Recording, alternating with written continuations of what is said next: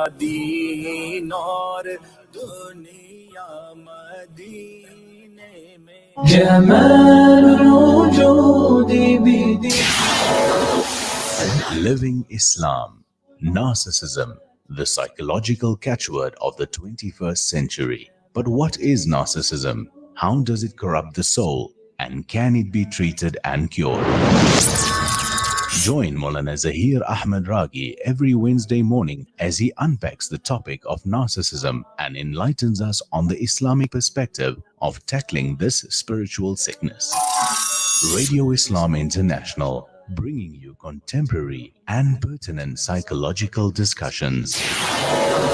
برضاه أحب لقاء يظل يجيء إلى. Assalamu alaikum wa rahmatullahi wa barakatuh. Welcome to Radio Islam International. You are listening to the program You Are Loved.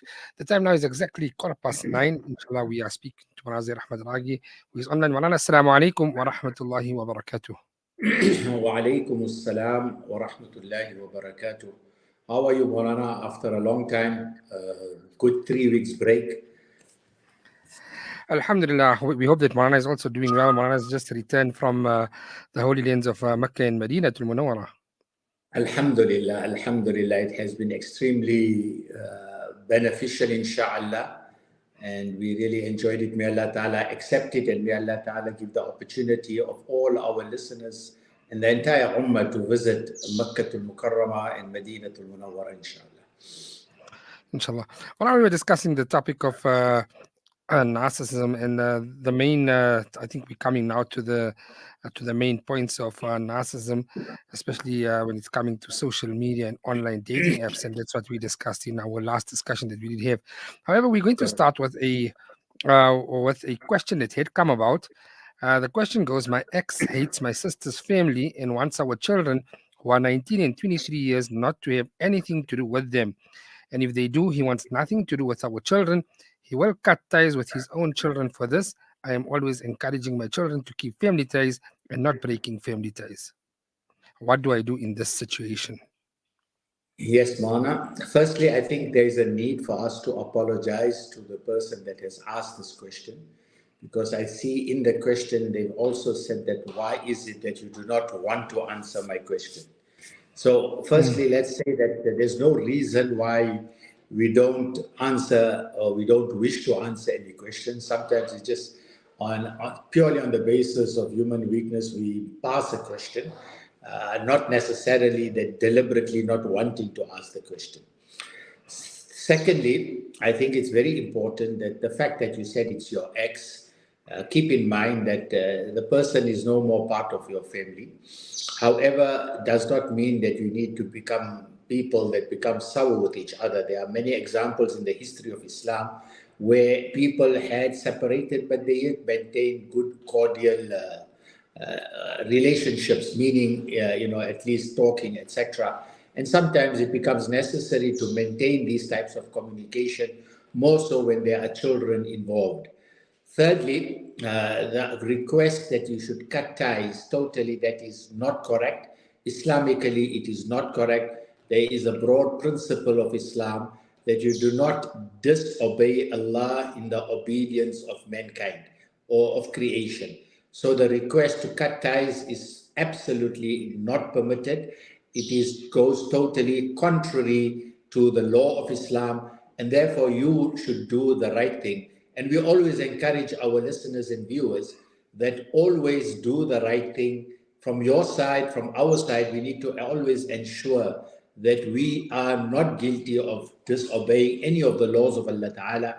And sometimes in these situations, when relationships do become sour, it's extremely important that we, from our side, whether it's the man or the lady or the children or extended families, we should always ensure that from our side, we are doing the right thing. And that is, in this case, absolutely maintain good family ties. Because when we go into the qabr, we will be questioned regarding our deeds and not the deeds of others. I hope that answers the question, inshallah. Inshallah. Amar, recently we have seen an increase in social media, marriage apps, and dating apps. Obviously, in the past few weeks, we have highlighted some of its dangers of social media and online marriage and dating apps. The number of people who are chatting on these apps and social media platforms are forever increasing. Many are talking to strangers online. What is our take on this? Yes, Rana. Firstly, I think it's extremely important for us to understand that the social media and the telephone, the mobile phone, unfortunately, if it is used in the wrong way, it does bring about lots of fitna, and it can be a means of lots of ills that can spread in the community. So I do know that let's take it that talking to strangers online, strangers, and I insist and emphasize on the word strangers.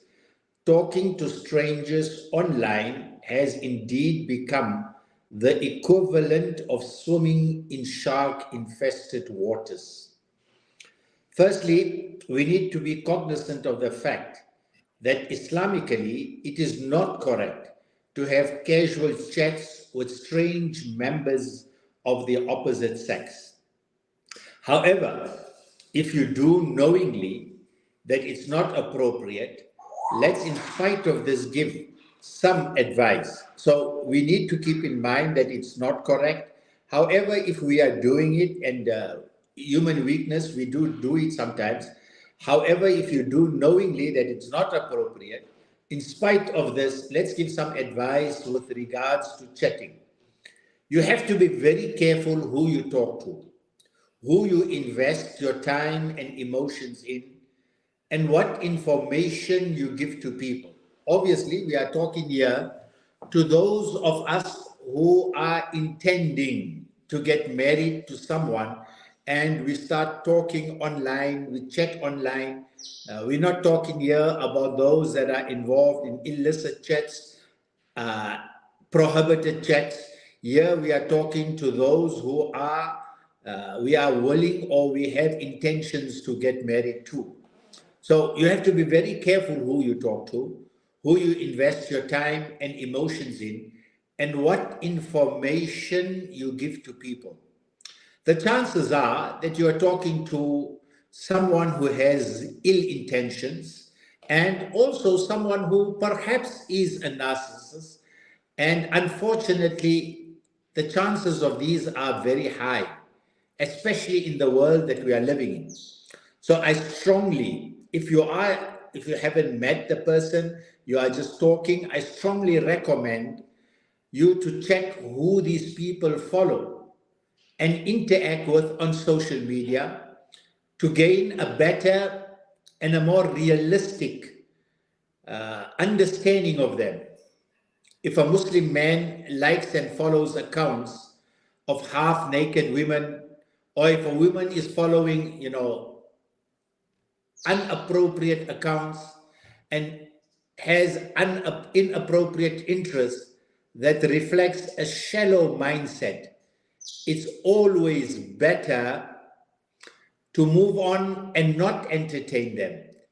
And if they claim that they don't have social media accounts, and this is where the trick lies in the social media realm, that if they claim they don't have social media accounts, it's possible because they want them to be hidden from you so that their activities and realities are not exposed. Unfortunately, today, there are many that use social media accounts and they have lots of alias names. In other words, not in their names, and they might have many such accounts. I was informed, a lady actually called me recently to tell me that about a man she had met on social media, and she came to know that he had 3 children from a previous marriage.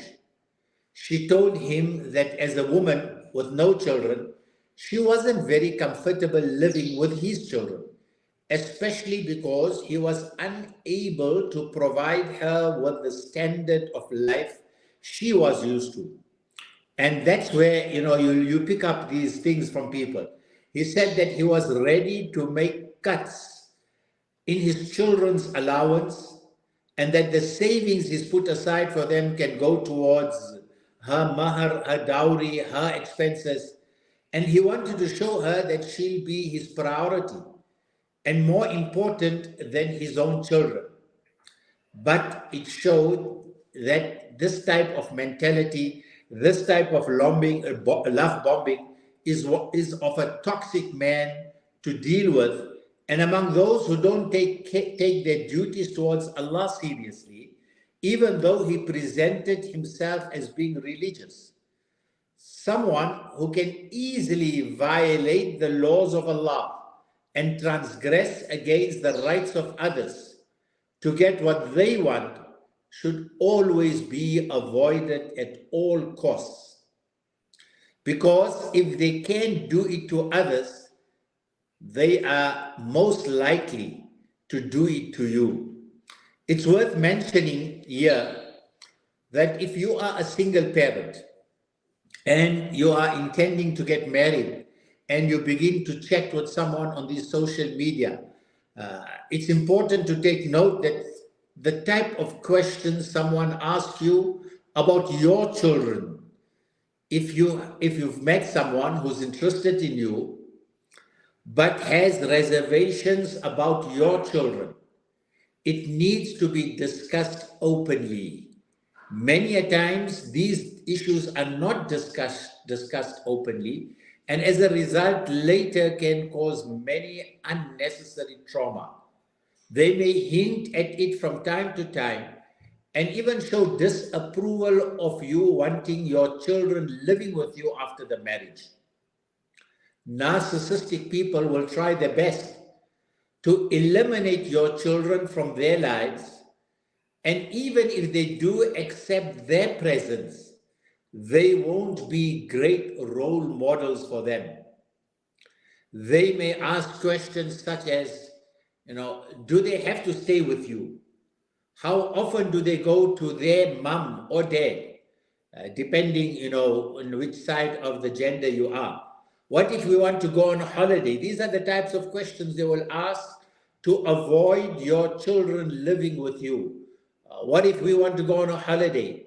Do we have to take them with us? Are you expecting me to look after and or provide for them? They should really be living with their mom and dad. I'm not comfortable with your children living with us. And can your family have them most of the days when we get married? You'll also find that they have no real interest in knowing much about your own children and aren't really bothered about meeting them, spending time with them. They have an attitude of indifference towards them and don't even try to find out things such as their ages, which schools they go to, which madrasa are they going to madrasa, and what do they enjoy doing. All these questions and attitudes are signs that they are not accepting your children and will create problems later that will make life extremely difficult.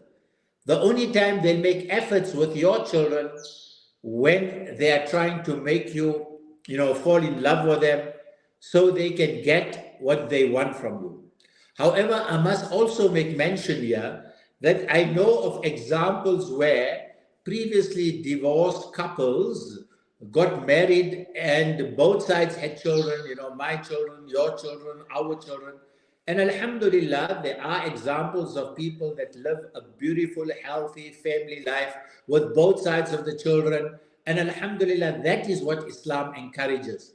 But when these types of intentions of getting married and you begin chatting on this social media, and these are questions that sometimes people ask, it's important for us to be aware and cognizant of the temperaments and the habits and the characteristics of people that are talking to you so that you may avoid problems later. Now, Maulana, I know you asked the question and I went a bit into some detail. I would like to just give, it's not a Shari'i ruling that I'm going to talk about, but it is an example or an advice provided to you by to our listeners through experience, through some questionings of people and interacting with some people. We need to understand, and I would call it a meeting rule, a checking rule. So before marriage, how long should these meetings carry on? How long should these chats carry on? That's the question that was asked. Now let's understand, marriage is an obligation in Islam for a Muslim, male or female, who fears he or she may commit zina. So if you are fearing that you are unable to control your desires, marriage is an obligation in Islam for males and females who fear that if they don't marry, they may commit zina. However, it's considered to be a sunnah, a prophetic way of life for those who are able to control their sexual desires, but have the means and health to marry and have children. So, in other words, if you are able to control your desires, it does not become further obligatory to get married. But when you fear that you are going to commit zina, then it becomes compulsory, obligatory to get married. If a woman needs looking after, if a woman who is a widow, she needs looking after, she needs help to be clothed, fed, housed, and these are daily natural needs that single women experience. Or if a woman fears being taken advantage by immoral men, then marriage also becomes an obligation upon her, as it's protecting her from harm and resorting to unlawful ways and inappropriate or difficult ways to sustain herself and earn a living. And these are examples that people talk of. Many women have these problems. We had a question that came recently also. So we are trying to address the questions that came to us together with the culture of getting involved in social media. It also becomes an obligation when someone's going through hardships as a result of suppressing your human desires, your sexual desires, and not being in a loving, romantic, good, healthy relationship, which can be the cause sometimes of mental health issues such as depression, frustrations, anger. And we will note that many prominent scholars have claimed, based on hadith and ahadith of Rasulullah sallallahu alayhi wasallam, that if a man has a strong desire for women and cannot be patient, cannot control his desires, and he can afford to pay dowry and support a wife, then he becomes a sinner if he does not get married. Therefore, this applies on both sides. Therefore, Muslim men who have stable jobs, who have stable income, and can afford to have a wife, but choose to spend their sustenance that Allah provides them with on relationships and women who aren't lawful for them, are considered to be among the worst men of our ummah. This is a very serious matter, and more that we are living in the times that we are living, we are observing these types of behavior from many men, unfortunately, that they would rather prefer having a mistress than getting married. And this is a very serious matter, as they are abandoning the needs of Muslim women who can only marry Muslim men.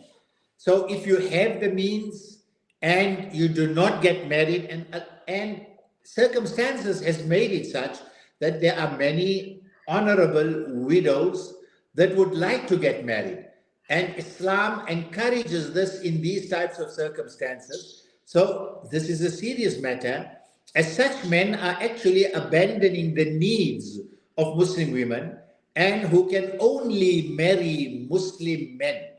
On the other hand, a woman who refuses a marriage proposal for a suitable, compatible, Allah-fearing man for shallow reasons is considered to be someone who's harming herself and rejecting the sustenance that has been sent her way.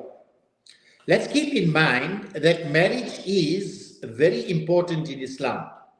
And those who marry and create peaceful homes in which Allah is loved are among the high-ranking, God-fearing, pious, honorable Muslims.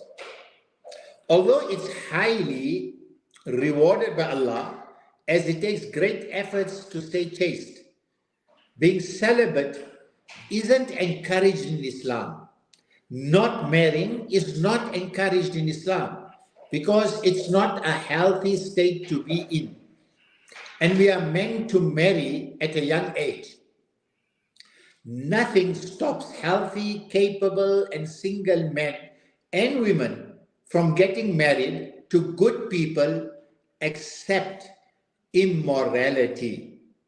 So we often hear people telling and advising each other to not get married as it's a headache. So you will hear these type of things also, that don't get married, it's just an unnecessary headache and you'll be stuck with the same person for the rest of your life. And the Western culture is bringing about these types of thoughts.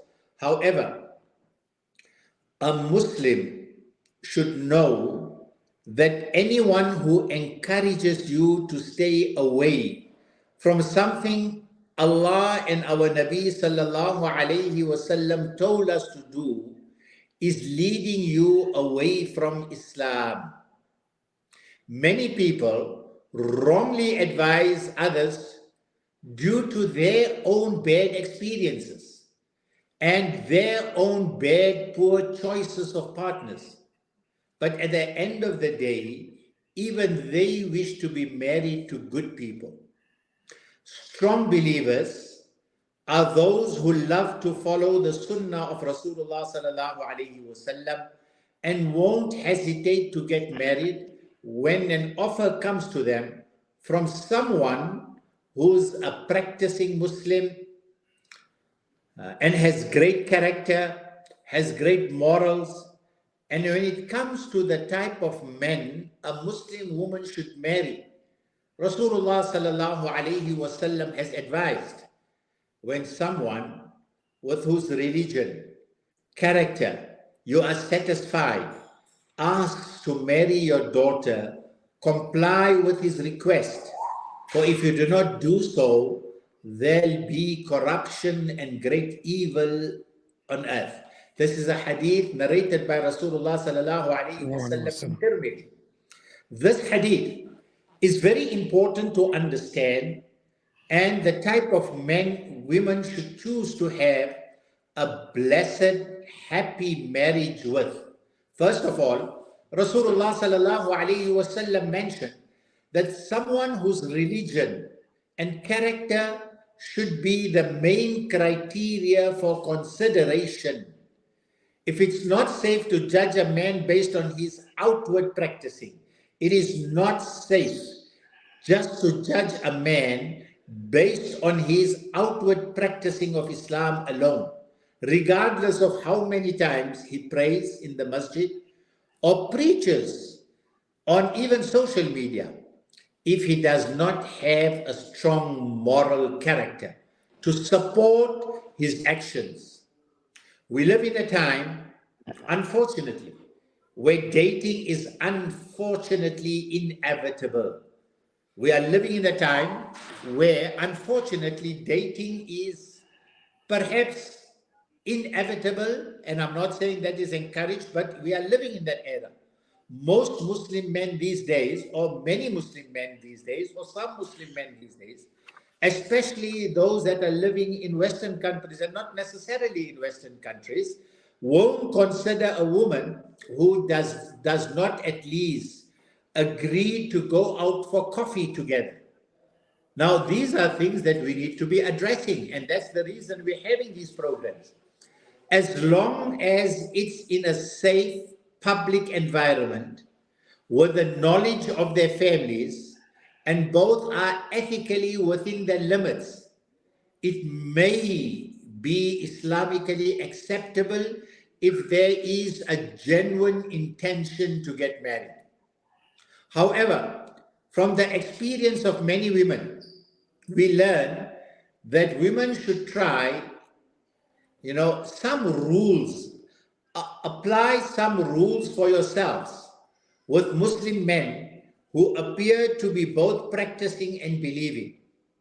So unlike non-Muslim, Muslim men understand that the ultimate goal of meeting each other prior to marriage, and for convenience sake, I will call it dating, although it's not the dating in the Western culture, but just to meet, should be marriage. Muslim men understand that the ultimate goal for meeting should be marriage. Therefore, it should not be surprising for Muslim men that they are asked to meet with the father or brother of a woman they are interested in. And when you have these types of, meetings, dates, when you want to go to coffee shops or whatever, make sure that some of your wali or guardian is present in that environment. There is no blame upon you, says Allah in the Quran.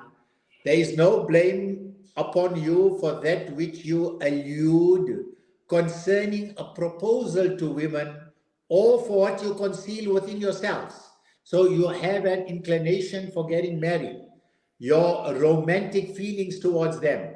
Allah knows that you will have them in mind, but do not promise them secretly, except for saying a proper saying to the families of these women who you want to get married, and do not pursue to undertake a marriage contract until the decreed period reaches. This is for those who are divorced or widows and the waiting period is over. If she is in a iddah after divorce or death of a husband, and know that Allah knows what is within yourselves. So beware of Him and know that Allah is forgiving and forbearing. This ayah gives you some guidelines as to how and what should be done. The ayah is وَلَا جُنَاحَ عَلَيْكُمْ فِي مَا عَرَّضْتُم مِّنْ خِطْبَةِ النِّسَاءِ أَوْ أَكْنَنْتُمْ فِي أَنفُسِكُمْ عَلِمَ اللَّهُ أَنَّكُمْ. So this is the ayah that I have just mentioned. So this ayah addresses men who make promises of marriage, to women in private, but don't keep their word, which eventually results in pain, results in disappointment, results in depression when their hopes and dreams are shattered. Many women have found that when a relationship becomes more serious and they request a man to speak to their male relatives, the men disappear. They make excuses, say they are not ready to do so, or claim that they are feeling pressured. This often results in women wasting a lot of time on men who aren't really serious to begin with, or aren't even sure if they want to marry them or not, even after being together for perhaps even weeks and months or even years. It's no wonder, unfortunately, that we are seeing so many online, programs, TikTok, Instagram videos and posts about flaky Muslim men. Women from, unfortunately, and that's the discussion again, coming back to the discussion, Maulana, about the social media. Women from all walks of life are actually complaining about the difficulties they are facing in finding sincere Muslim men to marry. Parents are talking about this.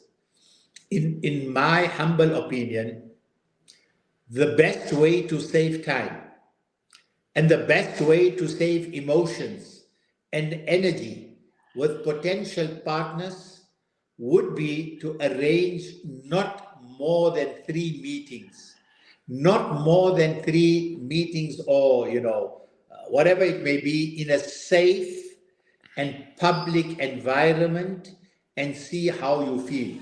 And let's not misunderstand what I'm saying. Let's not misquote what I'm saying.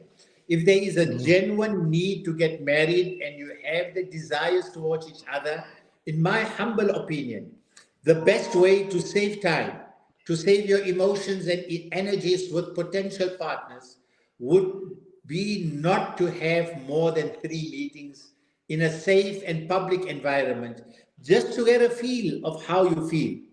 Some people prefer to take a chaperone, a brother, with them, while others choose not to until they decide whether or not they want to continue talking to someone. Now, meeting in open public places will help you to avoid falling into sin and ruining a potential great relationship. But the best place to meet is within your own home, in the presence of your guardians. Don't invite men or women to your house at all if you live alone. Do not invite, whether it's the man or the woman, to your home at all if you live alone. Avoiding this will protect you. It will help you build a strong foundation of respect, of trust from the beginning. And by the 3rd meeting, if everything goes well, then you can request a man to meet a male relative, if he hasn't suggested it already, to ensure that he has a genuine intention towards you.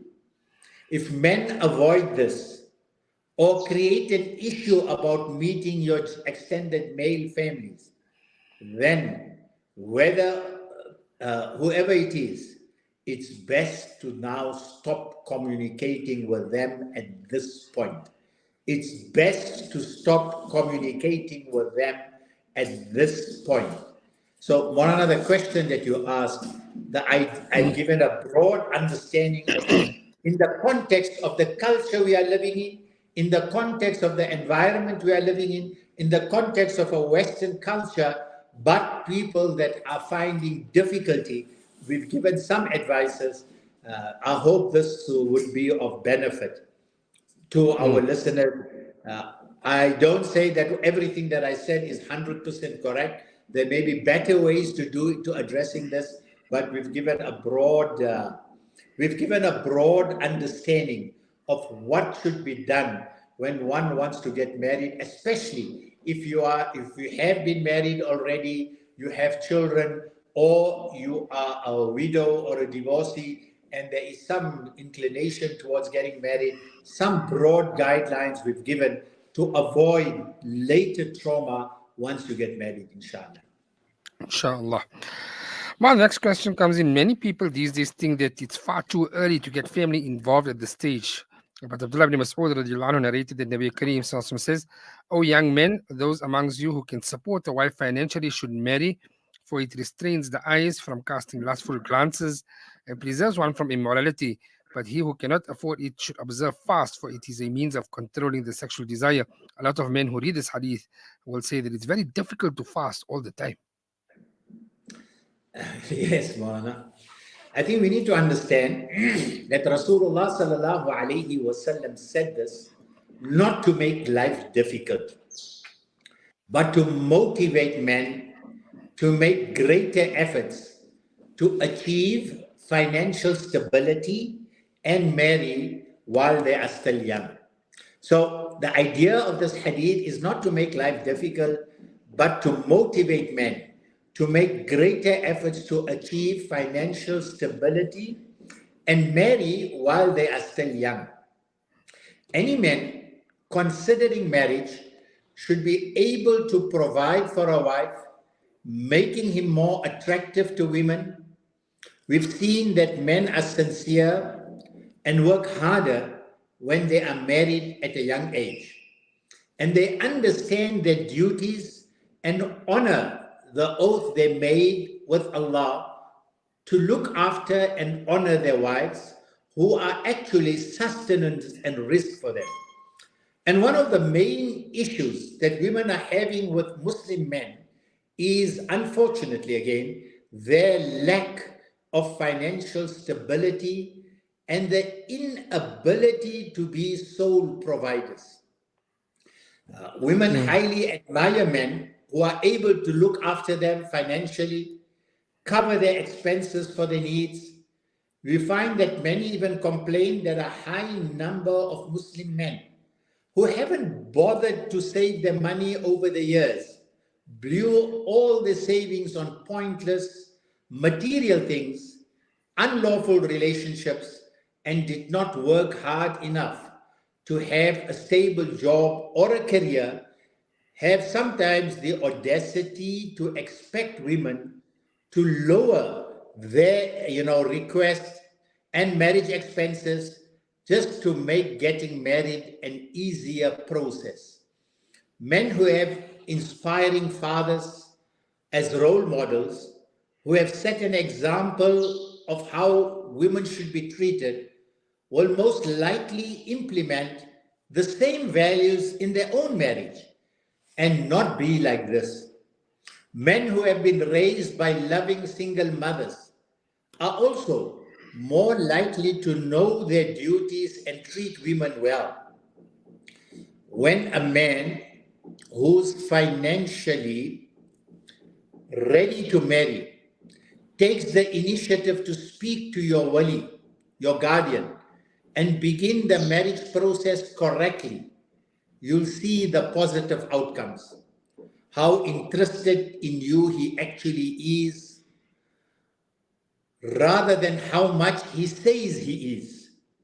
If he really thinks you are compatible and suitable for him, he'll have no issue speaking to a male relative.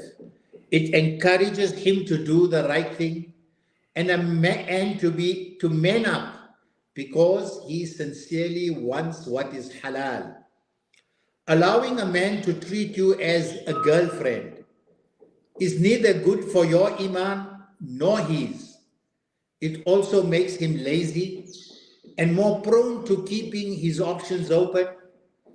And it also prevents secret marriages in which a woman is deprived of most of her marital rights. And if he claims that it's far too early to speak to your guardian, your wali, then you know he wasn't serious or that interested. Now, this is good, as it allows you to cut it short from the beginning and not to lose precious time and feelings and energy on someone who does not really want to do the right thing. It will show how religious or pious he is in reality as opposed to what he claims to be. It will elevate your value in his eyes as someone who respects herself, has moral standards, and respects her Islamic values. Men take women more seriously and are careful about how they treat them once male relatives get involved, as they have respect for them as well. With that said, it's important to touch upon the subject of rushing into marriage, but we'll leave that, inshallah, Maulana, for our discussion next week. Inshallah. I would like to, Maulana, I think a few weeks ago, we had a comment, and again, we don't want us to just to brush away comments. There was someone that said that they are a bit irritated with this program on this topic. And so let's do a quick survey from our listeners and our viewers. What is the feeling of the program? Is the program being beneficial?